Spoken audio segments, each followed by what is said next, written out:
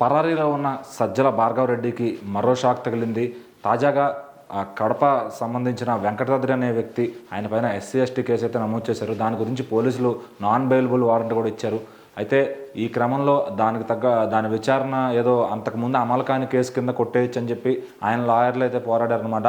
So అందులో అది వర్తిస్తుందా లేదా అని చెప్పి న్యాయస్థానం మేము చెప్తామని చెప్పి ముట్టకాలు అయితే వేశారు. సో దాని గురించి విచారణ అయితే జరగాల్సి ఉందన్నమాట.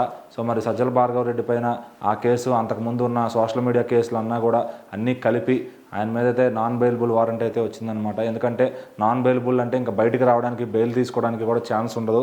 ఖచ్చితంగా టీడీపీలో ఎవరెవరితో అయితే మార్ఫింగ్లు సోషల్ మీడియా పోస్టులు పెట్టారో వాళ్ళందరినీ ఏర్పరుస్తున్నారు కొత్త ప్రభుత్వం. మరి అందులో సజ్జల భార్గవరెడ్డి గారు ఆ సోషల్ మీడియా హెడ్ కాబట్టి ఫస్ట్ ఆయన్నే నోటీసులు పంపించి ఆయనకి నాన్ బెయిలబుల్ వారెంట్ అయితే ఇష్యూ చేశారనమాట. సో మరి అది వచ్చినాక ఆయన వెంటనే పరారీలో ఉన్నారు. అట్లాగే వర్రా రవీంద్రారెడ్డి కూడా వైసీపీ సోషల్ మీడియాని ఎంతగానో డిజిటలైజ్ చేసి వాళ్ళందరితో మార్పులు పెట్టించి ఇట్లా చేశారనమాట. ఆయన్ని కూడా పోలీసులు నానా ఇబ్బందులు పెడుతున్నట్టు మనం చూస్తున్నాం.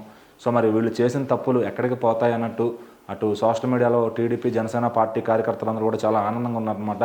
సో వాళ్ళ మీద అటు జనసేన వాళ్ళ మీద ఆ నాయకుడు ఫ్యామిలీల మీద అలాగే టీడీపీ నాయకులు వాళ్ళ ఫ్యామిలీల మీద ఎవరైతే అసభ్యంగా పోస్టులు మార్పులు పెట్టారో వాళ్ళందరినీ ఖచ్చితంగా కఠిన శిక్షలు పడతాయని చెప్పి ఇటు టీడీపీ వైసీపీ సోషల్ మీడియా అంతా ఫిక్స్ అయిపోయారు.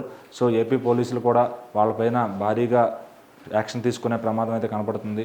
సో మరి వాళ్ళందరూ ఇలా పరారీలో ఉండటం తప్ప ఒకవేళ దొరికారు అంటే ఖచ్చితంగా నాన్ బెయిలబుల్ వస్తుందని తెలిసిపోతుంది.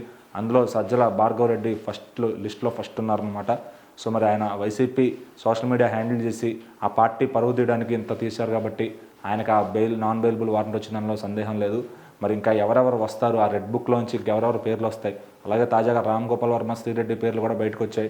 వాళ్ళిద్దరు కూడా దగ్గరలో పరారీ అయ్యేటట్టు కనబడుతుంది. సో మరి ఇంకా ఎంతమంది పరారీ అవుతారో దగ్గరలో చూడాలి.